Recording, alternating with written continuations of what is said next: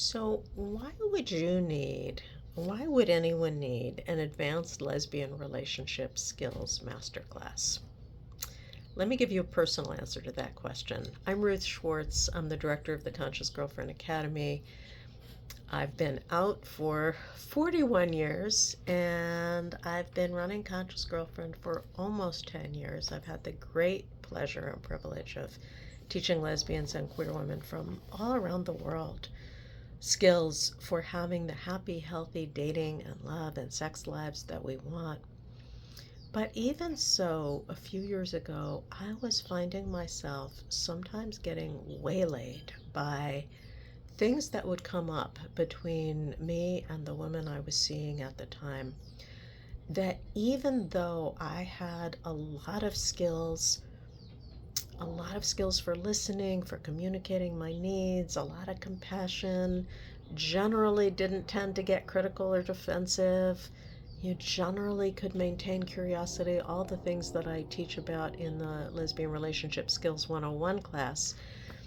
There were still moments where things would get so hard, so fast, that I felt like I don't even know what hit me. And the fights and the pain and the hurt that could happen so quickly was devastating.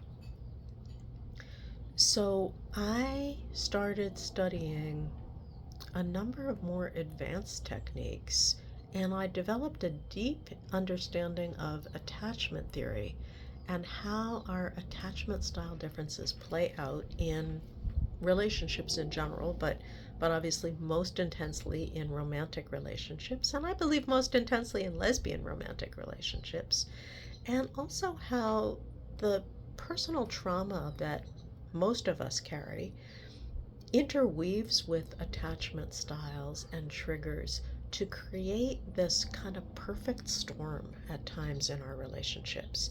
So, what do you do when you hit one of those perfect storm moments? That's exactly what we're going to be diving deeply into in the Advanced Lesbian Relationship Skills Masterclass. Because I find that the deeper you go in a relationship, the more intense the feeling is, the more intensely in love you are, the more intensely attracted to your partner you are, the deeper the triggers are that are going to come up. And so, in a more casual relationship, you may not need to understand as much about attachment styles and trauma, but when you want to go deeper or when you have gone deeper, this stuff is going to come up, and I want you to be well prepared to navigate the kinds of issues that surface. Let me tell you a few of the forms they often take. Um, let's say one person in the relationship feels a little bit starved for attention or affection or sex, or feels like she's not being made enough of a priority. Have you ever experienced that? Um, and the other person in the relationship feels like I am giving as much as I can, and it seems to never be enough. And I need more time to myself. I need time for my other interests and my friends. And I feel like you're not accepting me as I am. And have you ever felt any of these things? Um, that's attachment style differences in a nutshell. And I personally have been on both sides of the equation in different relationships. Maybe you have too, or maybe you find yourself typically on one side or the other. The way that I teach about this topic, it's not so much about figuring out which style you are. You know, you might have heard the term anxiously attached or avoidantly attached. I find that, especially in the lesbian community and with smart, sensitive people, a lot of times we have a hybrid style. And what matters is not figuring out which style you are, but understanding which ways you and your girlfriend, past or present, have gotten polarized, and what to do to stop the devastating effects of that polarization. Because it's usually around attachment that the most pain comes up, and a lot of times our childhoods figure in, our past adult relationships figure in. We're all carrying these hopes and these dreams and these wounds and these patterns. And when we first start intersecting, like for me over and over again, this has happened in different relationships, somebody touches one of those hot spots in me, and I'm like, oh my God, I could handle almost anything, but not this. After I had had that feeling in a number of relationships, I was like, oh, okay, there's more than one this.